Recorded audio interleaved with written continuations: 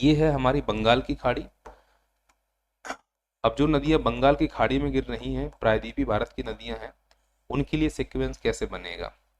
सबसे पहले आप ये समझो कि ये छत्तीसगढ़ राज्य है, ये वाला जो राज्य है ये उड़ीसा है। उम्मीद है कि आपको राज्यों के नाम समझ में आ रहे होंगे, नहीं है तो मैं बोलता जाऊंगा। इसमें से एक नदी है जो यहाँ से ऐसे आ रही है और यह उड़ीसा और पश्चिम बंगाल की सीमा रेखा बनाकर बंगाल की खाड़ी में गिरेगी।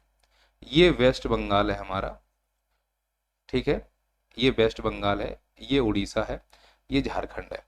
तो यहाँ पर ये उड़ीसा और वेस्ट बंगाल की सीमा रेखा जो नदी बना रही है, इस नदी का नाम है स्वर्ण रेखा नदी। तो भारत की कौन सी ऐसी नदी है जो पश्चिम बंगाल और उड़ीसा की सीमा रेखा बनाती है, तो जवाब है इसका स्वर्ण रेखा नदी। कितने राज्यों में बह रही है, 3 राज्यों में। गुलाबी रंग का जो राज्य है झारखंड है, पीले रंग का जो राज्य है उड़ीसा है, और हरे रंग का जो राज्य है पश्चिम बंगाल है। तो स्वर्ण रेखा नदी 3 राज्यों में प्रवाहित होती है और यह पश्चिम बंगाल और उड़ीसा की सीमा रेखा बनाती है। चूंकि ये मैप हम लोग पहले ही दिन सीख गए थे देखना, उम्मीद करते हैं कि आपको ये राज्य समझ में आ रहे होंगे। फिर अगला जो नदी है वो इस राज्य से निकलेगी जो दरियाई घोड़े के समान दिखाई देता है, और इस राज्य का नाम है छत्तीसगढ़। यहाँ छत्तीसगढ़ में अमरकंटक के समीप सिंहवा पहाड़ी से नदी निकलती है और यह नदी छत्तीसगढ़ से होते हुए उड़ीसा से होते हुए बंगाल की खाड़ी में जाकर गिरती है और इस नदी का नाम है महानदी।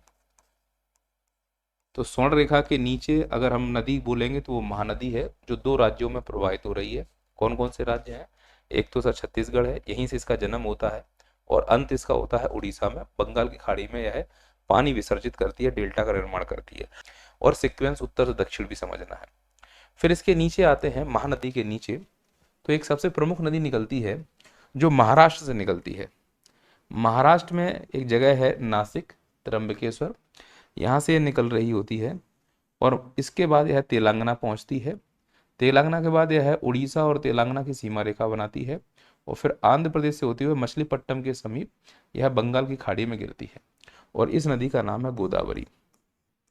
गोदावरी के बहुत सारे फैक्ट होने वाले हैं, जैसे इसे बृहद गंगा कहते हैं, दक्षिण भारत की सबसे लंबी नदी है, फलानी फलानी बातें। तो यह महाराष्ट्र से निकली है। जब हम इसकी डिटेल में जानकारी लेंगे तो पूरा नाम लिख के समझाएंगे।